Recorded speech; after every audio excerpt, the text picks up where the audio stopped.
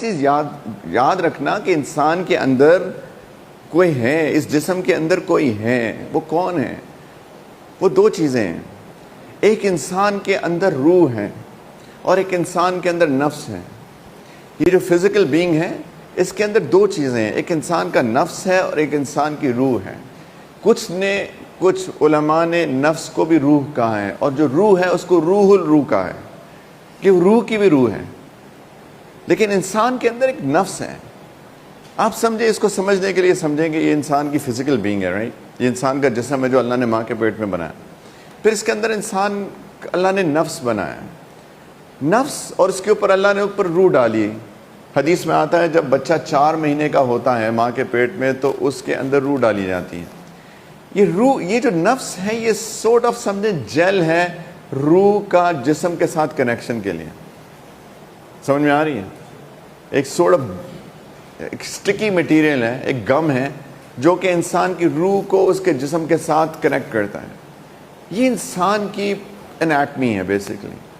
اور اس کے اوپر اللہ نے ایک بہت زبردست چیز انسان کو دی ہے جس کو عقل کہتے ہیں، انٹلیکٹ.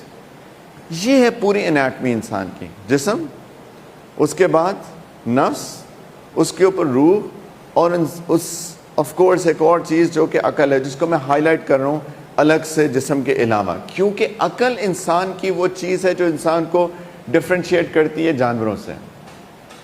عقل انسان کی، کیونکہ جسم تو جانوروں کے پاس بھی ہے، تو انسان اور جانور کے اندر کیا فرق ہے، اس کے جسم کے اندر کیا فرق ہے؟ وہ انسان کی عقل ہے. ایک امیزنگ چیز ہے انسان کی عقل. یہ جو سوچ ہے ہماری، the thought process جو ہے، ایک عجیب فینومینا ہے انسان کا. اس بارے میں سوچنا چاہیے کہ کیا میں کیسے سوچ سکتا ہوں، how do I remember things؟ مجھے کیسے پتا آج صبح کہ مجھ کو UMT جانا ہے؟ مجھے کل تو پتا تھا، آج صبح جب میں اٹھا ہوں تو how do I remember؟ یہ عقل بہت امیزنگ چیز ہے، بہت ہی انٹرسٹنگ چیز ہے. اگر اس کا استعمال ٹھیک ہو تو یہی انسان کو انسان بناتی ہے. تو یہ 4 چیزیں یاد رکھنی ہے. کیا کیا چیزیں؟ نمبر 1 جسم ہے، اوپر نفس ہے، اس کے اوپر روح ہے، اور پھر انسان کی عقل جو ہے انسان کو کنٹرول کرتی ہے. یہ ہے انسان.